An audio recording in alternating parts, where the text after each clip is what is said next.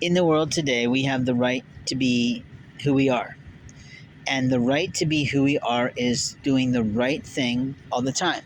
If you don't want people to consider you racist for whatever your tribe and community might be, then my recommendation to you is to act right until you meet eternity. What I mean is, you know what is proper behavior in America.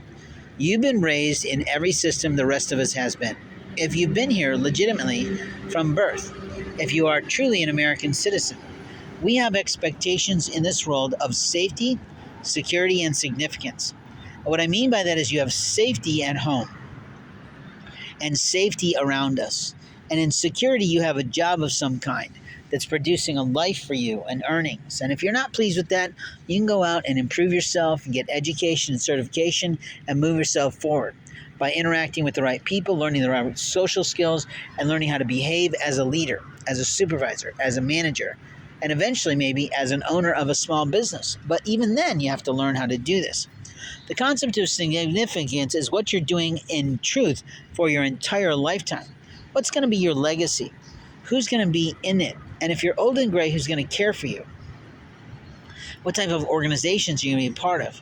Now, when somebody asks me, who do I love? That's not a tough question for me. I am very clear that I love some women. Now, when I say that, I'm not saying I'm going to marry all of them, unless, of course, I'd like to do that. But what I'm saying to you in comedy and jest is that God has planned something for each of us. And God's lessons are his lessons. They're not taught through a man. They're not taught through a woman. And no woman or man has to say, I'm teaching them this for God. No, you're not. You're teaching this in arrogance because God has his own way of doing things. But when it comes to someone that I love, I am very, very much in love with an author. And that author has inspired me in many ways, even though I've not had the chance to read her writing in any way.